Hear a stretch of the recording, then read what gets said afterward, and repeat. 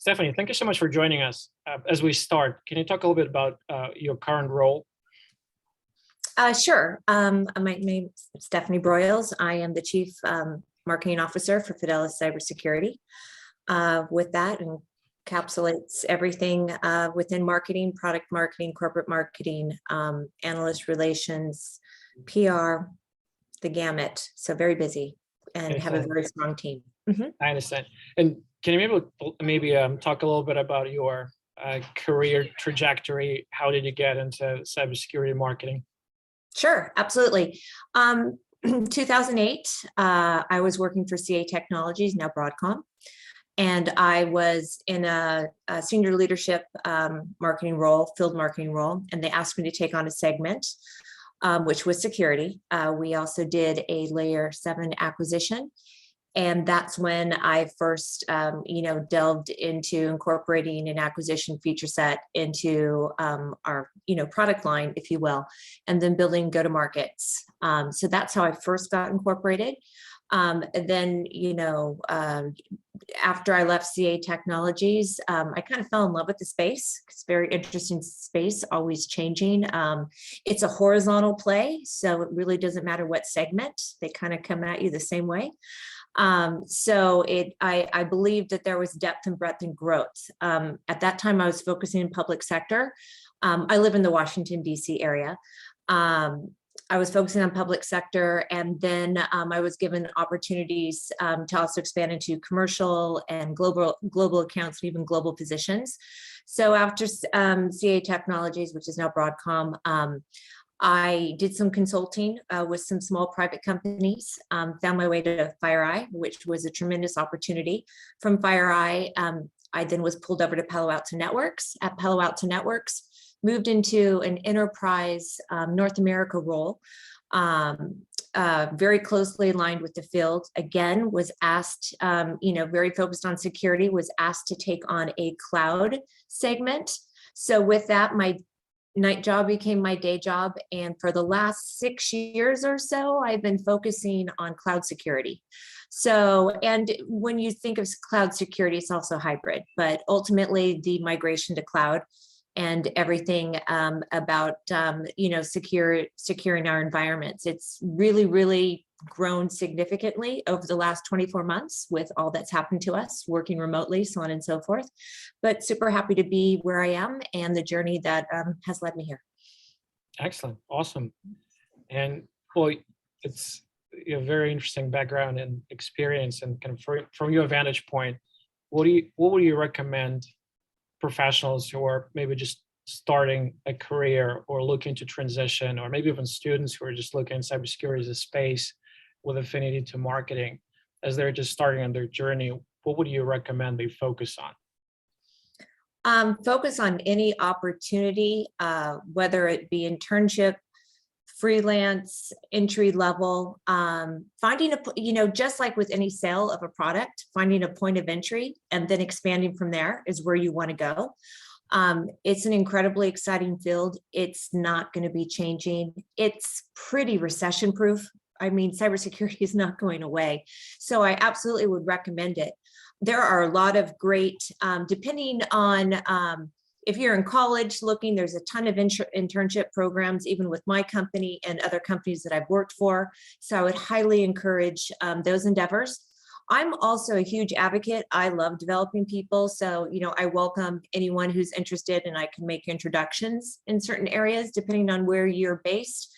So much of our life right now is remote, but there will be some in-person stuff too. So obviously there's hotbeds. Washington, D.C., where I am right now, is a hotbed for security.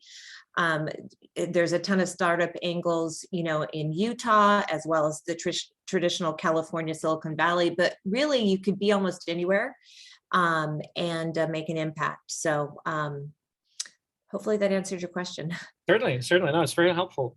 And you mentioned that the world is changing constantly, so many different challenges. And with this, the world of cybersecurity marketing is changing as well, whether it's work from home.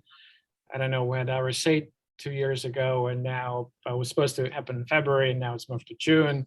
Yes. For some reason, at the same time with Gartner event, I'm still not sure exactly. As well as AWS Reinforce is the 28th and No 29th way. of June. So June is like this huge Very- security month. Yeah, no, it's but with this kind of, we have a crystal ball, you can see into the future. What would be the top 3 themes for cybersecurity marketing 6 months from now, 12 months from now, kind of, and further? As far as themes, everything about cybersecurity, I believe, is around speed, visibility, and context. There are so many amazing tools out there, but and the security stack is getting, pretty tall. But the bottom line is, it's about providing context. There are preventive measures, but there's no such thing as preventive cybersecurity. We call it being active, proactive. But having the ability to identify and then be able to take action is the key part of cybersecurity. So I don't think the topics are going to change. With everything you're doing, you have to differentiate around those 3 concepts. How quick can you be in market, or how quick can you get your customer up and running? What visibility are you truly providing, and what context? Because it's got to be more than alert. It's the take action and what is the auto remediation that could be put in place. I understand. And as far as channels, I know we talked to a lot of executives, and you mentioned you wear a lot of hats, whether it's product marketing, and as far as where the business comes, what kind of channels are you focusing on? I know some organizations we're all inbound. Other organizations, well, we're really focused on face-to-face, and we host small scale dinners with CISOs. Others rely on channel partners. So for you, and I know it's kind of a moving target a little bit, but between work from home and coming back from COVID, like what works for you now as far as marketing is concerned? Oh, sure. Absolutely. I think everyone has done a very big digital push. The key, though, is having, the right programs. So we do a lot of what has personally worked very well for Fidelis Cybersecurity, which is a smaller private equity owned security company. When I came on board, there was no digital strategy. So they had no inbound digital programs. Their website wasn't optimized. Additionally, we did not have a social sprint cadence going, or even a consecutive webinar series.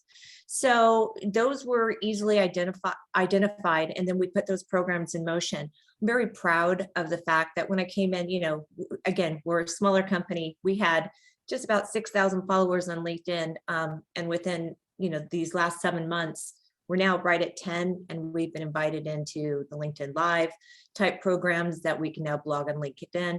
So it's about really looking at what you have.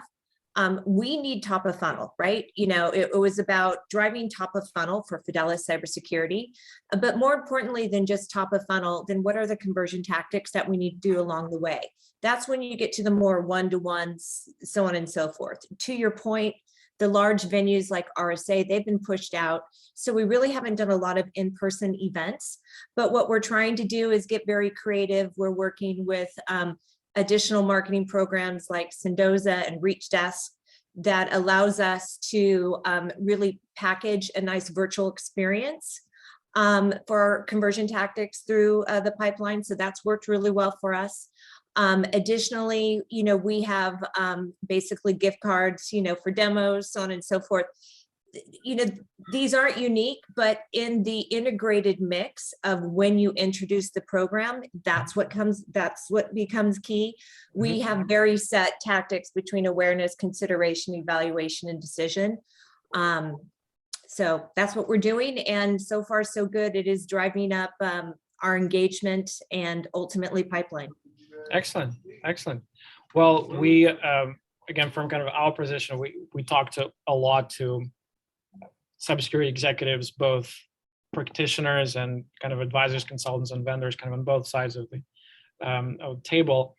And it seems one of the themes that we're noticing now is that if you look at the kind of buyer journey, problem aware, category aware, solution aware, vendor aware, and then the decision making, it seems that a lot of initial steps they happen in what some people call dark social, meaning private Slack channels, face-to-face conversations among peers that are not easily tracked by attribution software.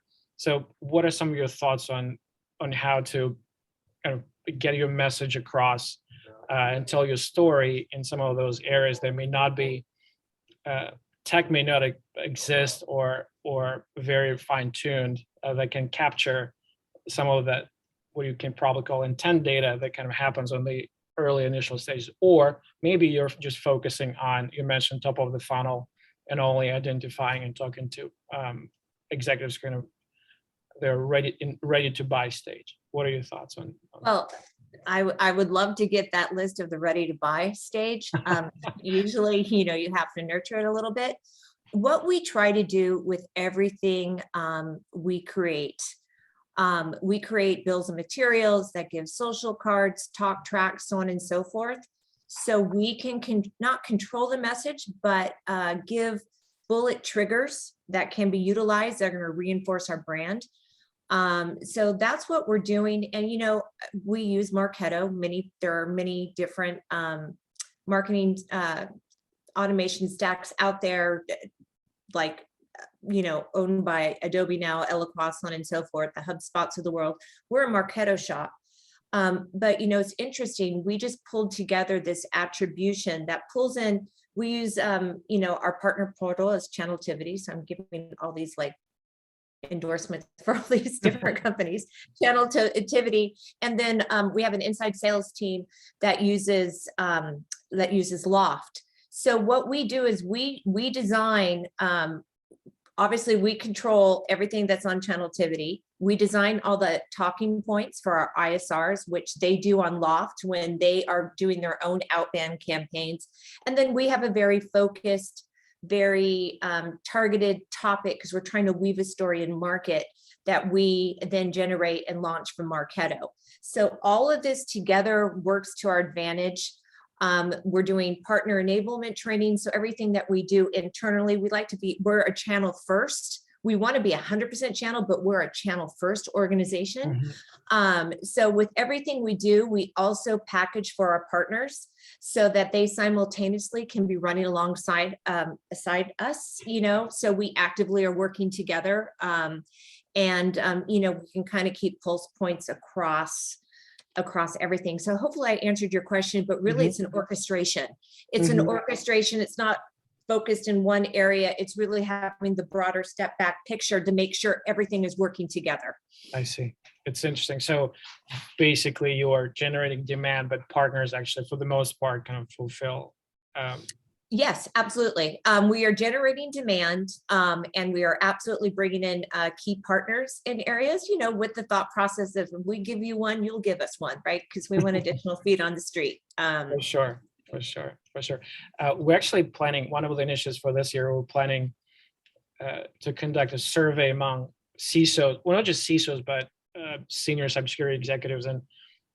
And it's essentially titled How CISOs Buy. And I think it's actually what I mentioned is we want to kind of put spotlight on this first initial stages. Where do they go for advice on, where do they get information? How do they educate themselves about cybersecurity problems existing or emerging? How do they evaluate different solutions? How do they go from 50 vendors to a short list of 3? Like who would you consider an influencer? Where this information is coming from? How's the decision-making process structured? It's kind of work in progress, but if you could ask 1 or 2 questions along those lines about those first initial stages, problem aware, category aware, solution aware, what would some of those questions be? Well, it would be the use case that was solved for. So that's ultimately what it's all about. So hopefully I'm answering your question. I think I understood it. But if ever we get time with any CISOs, and we have a CISO advisory, key long time, lifetime value customers that we run everything by, and we're always trying to create smaller venues where it's basically speaking from the CISO. In fact, our upcoming webinar is going to have from the perspective of the CTO, the CISO, and then the threat research team, because each of them see the same issue differently, or they approach it differently, or it means something differently for them. So we always try to take those perspectives. But the bottom line is, not to be corny, but what's keeping them up at night, based on the engagement we have to date, what has kept them up at night? What have we solved for them? So we can document the detailed case study, be able to articulate the use case that, again, security is horizontal. So even if you're solving for something within healthcare, the case study is applicable to that segment, but the use case possibly can work across multiple segments. So understanding what we solve for, and then, just trying to repeat it. If it's working here, let's see what we can do for you. And let's understand every single time. It's very, very important for Fidelis Cybersecurity, and I think all cybersecurities, to come in from a fiduciary standpoint, to understand what they have so they can best complement. It's not about, it's not about Fidelis, it's about solving for, defeating the adversary. And your other competitive cybersecurity companies, in my mind, that's not the true competition. The adversary is the competition. So understanding what we're solving for is the main goal with any conversations with CISOs or any C titles. Makes sense. Well, it's kind of like what you mentioned. It's people are not buying a product; they're buying. There is a job It's to a be partnership. done. Yeah, Mhm. but also they're addressing a problem. They want the problem to go away. Yep. It's a job to be done. And if the messaging is focused on the job to be done rather than on bells and whistles and buttons, I think that's kind of the message that probably resonates the most, because they obviously worry about themselves and their job and their org and their company, for which the solution is just kind of helping hand. That's great. Stephanie, probably the last question. I know different people define marketing differently, and some say that the job of marketing is to make sales easier, but often this relation between sales and marketing is not always kind of perfect. Sometimes incentives are different. What kind of your best practices, and how do you what would you recommend in terms of communication, incentive structure, goals, to make sure that both teams are kind of aligned and rowing in the same direction? Well, actually, a mentor said this to me very young. And marketing, if you're not carrying a bag, you're in support of those who are carrying the bag. So it is incredibly important to understand the challenges that our sales teams are having, so that we can best support them with the programs, with the assets, with the communications, with the talking points they need to have them be successful and move forward. Yes, it can be collaborative. It could sometimes be, confrontational. If only you said it this way, kind of thing, which is ridiculous. But the bottom line is, we have to be in lockstep, and we have to understand and build relationships. I mean, I love being brought out on sales calls. I want to hear what they're dealing with, so we can best shape programs and giving them talking points to be better. It is not always marketing is a science. Sales is more exact. So we have to figure out how to best and make them successful. I probably want to do over on that one, but I mean, no, it's great. It's great. No, Yeah, it's as you said, it's a science, but also there is art to it. And yes, there is, absolutely. And it's interesting that you mentioned that, because I think it's it's just, there is so much pressure to perform. There is so much pressure from investors on the board, and the cybersecurity space is getting so crowded. Every time I read TechCrunch or some news source, there's just another company going public or raising, I know, hundreds of millions of dollars and unicorn status.